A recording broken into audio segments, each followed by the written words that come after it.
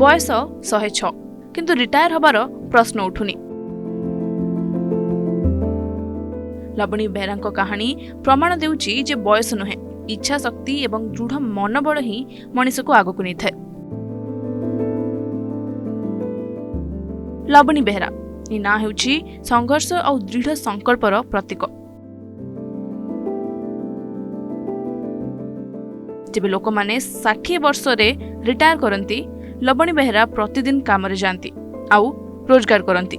106 वर्ष रे से आत्मनिर्भर। छोट चा दुकान किंतु बड़ कहानी। प्रत्येक दिन से 3टारे उठंती आउ चा बनाती राति 10टा पर्यंत। मो काम मु कार खटिया जाऊँ कार मूल लगे जाऊँ मु पुणी खाइबी तो बासर खंडे देवी। लवणी बेहरा 106 वर्ष चाह तो कला 40 वर्ष है।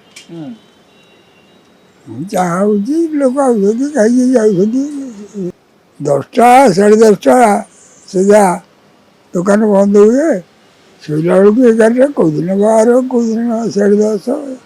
106 वर्ष बयस भी एते एनर्जी केमिति मनोबल तांको रहस्य। तांको कहानी केवल गोटे चा स्टॉल नुहे यही गोटे आइडेंटिटी रो कहानी।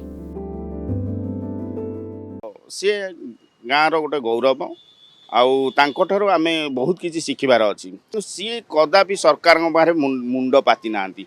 सी सदा सर्वदा कहले जे मु रोजगार करिवि। 40 वर्ष पूर्व से चा बिकुथिले 40 पैसा रे आज 10 टंका किंतु किछि बदली नाही।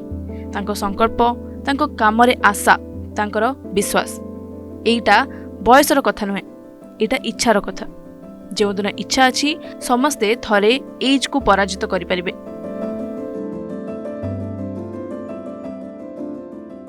आपण देखुचंती ओटीवी नेक्स्ट।